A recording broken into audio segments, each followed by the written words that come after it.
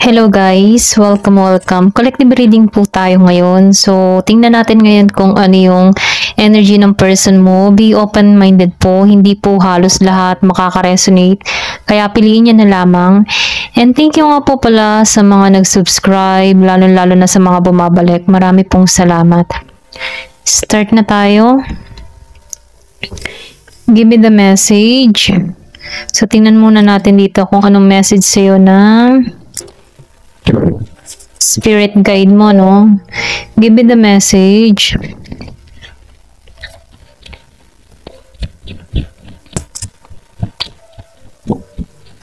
Give me the message for collective.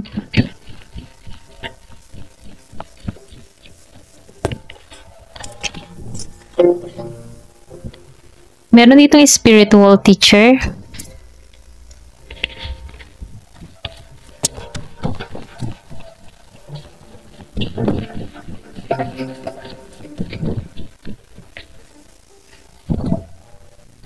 Writing. Time to decide, okay? So, nakikitaan ko dito, no, yung iba sa inyo, meron kang mga pinag-iisipan, okay? Kumbaga, nakikitaan ko dito na nagdadalawang isip ka, meron kang gagawing hakbang dito, no? Meron kang mga desisyon na gustong gawin, okay? Ito lang nafe-feel ko sa'yo, no? Kumbaga, no, nakikitaan ko dito na meron ka ditong aayusin, okay? Meron kang aayusin dito sa sarili mo or pwede rin sabihin sa connection na to, okay? So, nafe-feel ko dito na nakikitaan ko dito na meron kang gustong matuklasan, no? Gusto mong malaman yung katotohanan mula dito sa tao mo, okay? So, nakikitaan ko dito may mga decision ka, gusto mo lang dito ay malaman yung katotohanan para dito sa tao mo. At ito yung gusto mong mangyari, no? Kung ano ba talaga ang nilalaman ng puso ng tao mo, okay? So, nakikita ko rin dito, marami kang nalaman, ano, marami kang natutunan, marami kang naranasan sa connection na to, no? Or pwede rin sabihin na nung nawala ka sa tao na to, no, dito ka nag-grow, dito mo natutunan ang mga bagay-bagay, meron kang mga sinusulat or pwede rin sabihin, meron kang mga nababasa, nakikita na word of wisdom para sa sitwasyon mo na kung saan ito yung nagpapalip up ng energy mo, okay? Kumbaga, nakakahanap ka dito ng mga positibong pananaw sa buhay, ano, para maalisan, okay? So, nafe-feel ko dito, no, ginagabayan ka dito ng spirit guide or guardian angel mo, no, sa sitwasyon na kinakaharap mo, kung bakit sa bawat panahon, sa bawat araw, nakakaraos ka, okay? Kumbaga, ginagabayan ka dito. Ito lang nakikita ko, no? So, meron ditong spiritual teacher. So, nakikitaan ko dito na nabuksan ng kaisipan mo si spiritual or pwede rin sabihin, dito ka nagkaroon ng pangunawa, dito ka natuto, okay? Or pwede rin sabihin sa mga napapanood mo, sa nakikinig mo, or pwede rin sabihin, nakikita mo ngayon na nasa tamang path ka, okay? Ito lang nakikita ko, no? Kumbaga, maraming pangyayari na nangyari sa'yo na nag-evolve ka sa connection na to, okay? Na kung saan nalalaman mo kung ano yung halaga mo or pwede rin sabihin, nalalaman mo kung ano ba talaga yung gusto mo or purpose mo sa buhay, okay? So, ito lang nakikita ko, no? Kumbaga, nafe-feel ko dito na nabuksan ang kaisipan mo dito, nagkaroon ka ng balanse, okay? So, meron kang mga sinusunod para sa sarili mo kung bakit nagiging kang maayos sa panahon ngayon, okay? So, ngayon, tingnan natin ngayon kung ano yung energy ng person mo. Give me the message. Ano yung energy ng person mo? So, nafe-feel ko dito, no, ikaw, marami kang nalaman, marami kang natuklasan, okay? Kumbaga, meron kang na-develop sa sarili mo. Ito lang nafe-feel ko sa'yo, no? So, hindi halos lahat, no? So, piliin nyo na lamang yung parte ninyo. Okay? Kumbaga, nakikitaan ko dito na nagkakaroon ka ng kaliwanagan, okay? Ayan. So, ano yung energy ng person mo? So, tumalsik to, no? The Hangman Reverse. Tumalsik ulit are. Six of Wands Reverse.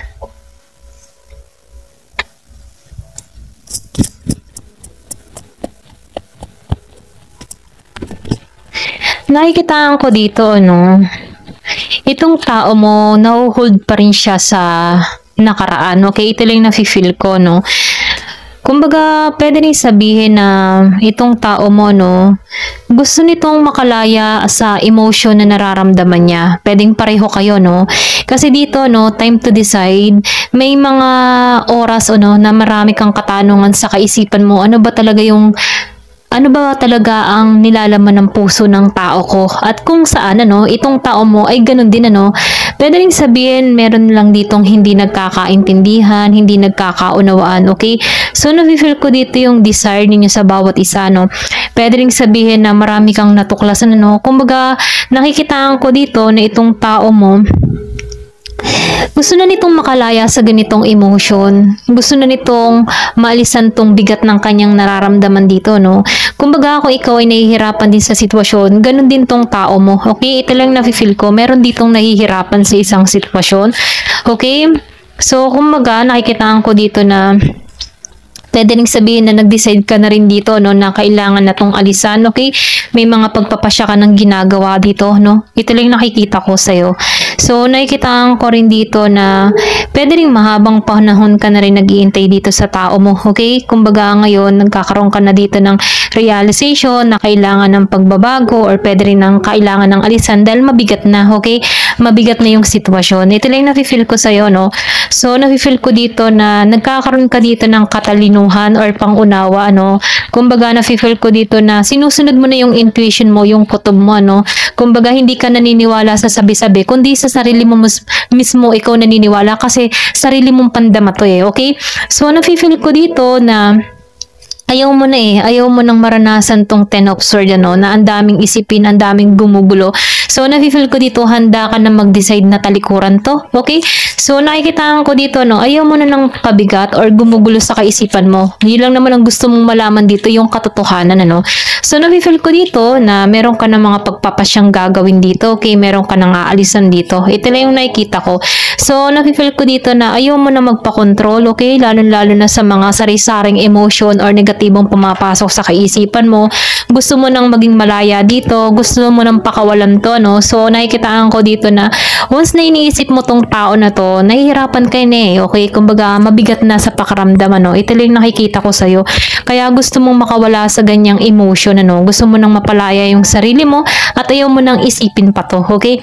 Kasi nakikitaan ko dito, nagkakaroon ka dito ng panibagong pananaw sa buhay na kung saan, ito yung nag-uudyok sa'yo ng pagbabago na kailangan na mag-decide, So, ito lang nafe-feel ko sa'yo, meron kang mga hakbang na ginagawa or pwede rin sabihin na sinusunod mo na dito yung intuition mo. Hindi lang basta sa nakikita mo or sa mga sinasabi ng tao about sa person mo. Nafe-feel ko dito, mas sinusunod mo na yung iyong mga nararamdaman, okay? Ito lang yung nakikita ko sa'yo, okay? So, ayan. Tingnan pa natin dito, Kasi nakikitaan ko dito na gusto mo na kasing makalaya dito. Ito lang yung nafe-feel ko sa'yo, Ayan. Give me the message. O, diba? Queen of Cups. So, gusto mo lang dito ay yung magmamahalin. Yung pang tipong mamahalin ka, kumbaga, aalagaan ka, iingatan ka, So, nafe-feel ko dito yung lungkot na nararamdaman mo kasi hindi mo makuha yung ganong atensyon, yung merong magmamahal sa'yo ng totoo or yung atensyon ng tao na to, So, nafe-feel ko dito na imbes na magtuon ka dito sa tao mo kasi mahirap na masakit na, Kumbaga, nakikitaan ko dito na pagtutuunan mo na lang yung sarili mo, okay? So, nafe-feel ko dito, may lungkot kang nararamdaman pero handa ka na sa pagbabago, okay? So, nafe-feel ko dito yung tao mo, wala pa siyang ginagawang action dito Or pwede rin sabihin, pareho lang kayo ng nararamdaman, Kumbaga, nagpapakiramdaman kayo dito kung sino yung mauuna, okay? Give me the message. The Hierophant. Yung iba sa inyo, meron ka ditong kadiling na Taurus, Aries, Leo, Sagittarius, Scorpio, Cancer, and Pisces. So, nakikitaan ko rin dito ang Gemini, Aquarius, and Libra. Okay? So, nakikitaan ko dito, ikaw, okay? Marami kang natutunan dito sa experience na to, Or pwede rin sabihin, ikaw din yung nagturo sa tao na to, okay? So, nakikitaan ko dito, kasi meron ditong libro, then may bata, So, nafe-feel ko dito yung pagiging inosente mo, okay? Or pwede rin sabihin, meron ka ditong yung bang tipo na meron tong mga kalihiman, okay? Meron tong mga lihim. Kasi nafe-feel ko dito sa buwan, ano, meron dito nakaakibat na lihim sa connection na to, or meron tong inilihim sa'yo, okay? Na kung saan, ano, naglihim tong tao nito dahil sa pagiging mong inosente, okay? Inosente ka. So, nafe-feel ko dito yung pagiging mong pure, okay? So, marami kang natututunan din sa tao na to, okay? Or pwede rin sabihin, humanga ka rin dito sa tao na to, no? Pwede rin sabihin sa kanyang angking katalinuhan, ano? Kasi nafe-feel ko dito, meron kang taong matalino, or pwede rin sabihin, sumakay ka rin dito, no? Kasi nakikitaan ko dito na na-inspire ka din sa buhay ng tao na to, or pwede rin sabihin na-inspired ka kung paano niya inihahandle yung sarili niya dito, okay? Pero ganun pa man, merong mga lihim tong tao na to na kung saan pwedeng ikinalungkot mo to at natuklasan mo to, no? Ito lang nakikita ko, no? So, meron ditong emotion or may mga lihim, okay? Meron ditong panliloko, okay? Na ginawa tong tao na to sa'yo dahil sa pagiging mong pure, or pwede rin sa pagiging mong innocent dito. Madali kang napasakay ng tao nito, no? Meron ditong tao na hindi nagiging totoo sa kanyang nararamdaman. Pwede itong tao mo, hindi siya nagiging totoo, no? So, nafe-feel ko dito, meron ditong pinaniwala ka sa mga kung anong kaya niyang ibigay pero hindi niya kayang ibigay, okay? I mean, ano, pwede rin sabihin na nangako to sa'yo na bibigyan, yung marami siyang pangako, no, for kung ano man yung mga pinangako sa'yo, kasi depende naman kung ano mga pinapangako sa inyo, diba? So, nakikitaan ko dito, meron tong mga pinangako na kung saan hindi niya kayang maibigay yung pinangako sa'yo, okay? Meron tong nilihim. Ito lang nakikita ko, meron ditong nakaakibat na lihim, okay? So, nakikitaan ko dito, natuklasan mo to, okay? Yung iba sa inyo natuklasan to, okay? Nabigyan ka ng kaliwanagan dito. Kaya nalulungkot ka dito dahil sa mga natutuklasan mo, okay? Meron siyang mga, kumbaga, no, pwede rin sabihin na sinamantala ka neto, okay? Yung iba sa inyo, no, feeling ko dito sinamantala ka, okay? Pwede yung pagiging mong inosente, or pwede rin sabihin, siya yung first mo dito, okay? Yung iba sa inyo, no, first boyfriend, first girlfriend, okay? So, meron dito ako nakikitang age gap sa inyong dalawa, okay? Ito lang yung nakikita ko. Ayan. So, tingnan natin dito sa card na to.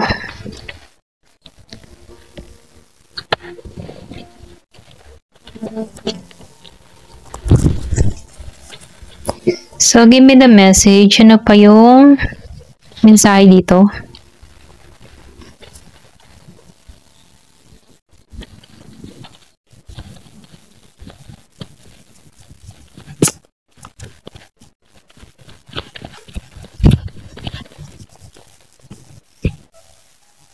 Honeymoon. So, nakikitaan ko dito, meron ditong honeymoon. So, nafe-feel ko dito na pwedeng ito yung mga nilihim niya sa'yo, no? Kumbaga, pinangako ka ng tao na to, okay? Or pwedeng sabihin na akala mo ito na to, okay? Kumbaga, akala mo siya na yung para sa'yo dito, no? Kasi nakikitaan ko rin dito yung buwan. So, may buwan na naman, no? Pwede rin sabihin pinaniwala ka ng tao na ito na talagang pangmatagalan na, yung sincere siya sa kanyang nararamdaman, okay? So, nakikitaan ko dito yung iba sa inyo, may nagganap sa inyo ng tao na ito, okay? Ito lang yung nakikita ko. So, meron ditong nakakibat na lihim, okay? Ito lang nakikita ko, no? So, may mga lihim. Past relationship, okay? So, nakikita ko dito, no? Meron ditong past life, okay? Past life relationship. So, kumbaga, no? Nakikita ko dito na ramdam mo, or pwede rin sabihin, yung mga past life relationship, parang yung bang tipo na kilalang kilala mo na to nung una pa, no? So, nakikita ko dito, meron na kayong connection nito, no, sa past life, no? Na kung saan, no, pareho, pinagtatagpo pa rin kayo, okay? Ito lang nakikita ko, no? So, nakikita ko rin dito na itong tao mo, magaan yung pakaramdam sa'yo, no? Kumbaga, itong taong ito ay komportable sa'yo. Alam ng tao nito na parang may something sa connection na to, okay? Or pwede rin sabihin, alam niya na parang soulmate ka niya dito, okay? So, nakikita ko dito yung attraction ng tao nito sa'yo, okay? Pwede rin sabihin, meron tong dahilan kung bakit naglihim siya sa'yo, okay? Kasi ayaw kanyang mawala dito. Pero dahil nakikita ko dito, meron kang natuklasan eh, dahil ikinalulungkot mo to, okay? So, nafe-feel ko dito, yung iba sa inyo umalis dito, okay? Inalisan mo to, okay? Ayan, ito lang yung nakikita ko, no? Kumbaga nakikita ko rin dito, no, hinahatak pa rin kayo sa bawat isa. Pero nafe-feel ko dito, meron ka ng desisyon na gagawin, ano. So, nakikita ko dito, gusto mo yung totoo, kaya lang meron tong kasinungalingan or meron tong mga nililihim at dun ka naguguluhan dito, okay? Ito lang nakikita ko, no? Dun ka naguguluhan dito sa Ten of Swords. Kumbaga, nag-iisip ka dito, ano bang totoo sa tao ko? Okay? Kumbaga, yun yung gumugulo sa isipan mo, no? Kaya lang, nakikita ko dito, pwedeng nahihirapan ka na, kaya nagdi-decide ka na dito na kailangan na tong i-let go. Ayan. So, nafe-feel ko din dito, no? Na yung iba sa inyo, single hanggang ngayon. Okay?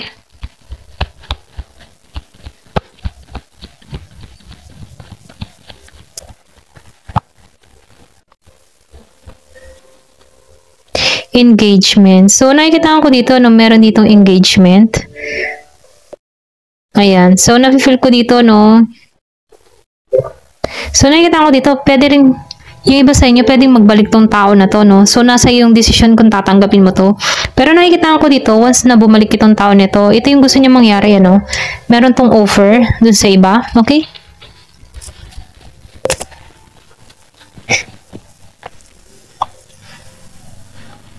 So, nakikita ko dito yung heart-to-heart conversation. So, meron dito may kipag-usap sa'yo, heart-to-heart talk, ganyan. Merong hihingi ng tawad, okay? So, nakikita ko rin dito na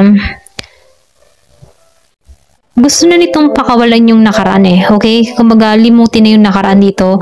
Gusto nito ng totoong usapan, ano? So, nakikita ko dito yung heart-to-heart conversation. Kung ano yung nararamdaman mo sa kanya at ganun din siya sa'yo, okay? So, gusto nito na magkaroon kayo ng one-on-one talk kayong dalawa dito na kung saan gusto na malaman ng tao nito kung ano ba yung saloobin mo, or pwede rin sabihin ito yung gusto mo, ito yung gusto mong malaman, ano ba yung saloobin mo, ano ba yung gusto ng puso mo, yung magpakatotoo, okay? So, na-feel ko dito na yun ang gusto mong mangyari, yung maging totoo tong tao na to, okay? Pwede rin sabihin na marami tong lihim na alam mo, okay? Pero nakikita ko dito, nananahimik ka, gusto mo mula sa bibig ng tao nito magmumula, okay? Kung ano ba yung totoo, okay? Ito lang nakikita ko. So, nakikita ko rin dito yung iba sa inyo, napatawad mo na rin to. Or pwede rin sabihin na marami kang natutunan sa connection na to, na kung saan nakikita ko dito na kailangan ng kalimutan. Kung gustong mag-moving on, kailangan ng kalimutan at magsimula ka muli, So, ganun yung mindset mo. Kaya nakikita ko dito na gusto mo magdesisyon na dito eh, okay? Gusto mo na magdesisyon kung ano ba talaga yung tatahakin mo dito, okay? Kung pakakawalan mo na ba to or hindi pa. So, nakikita ko dito, nahanap ka lang ng sign, okay? Mula sa tao nito, okay? Ito lang yung nakikita ko, no? Para talagang tuluyan mo na siyang iwanan dito, okay? Ito lang yung nakikita ko, no?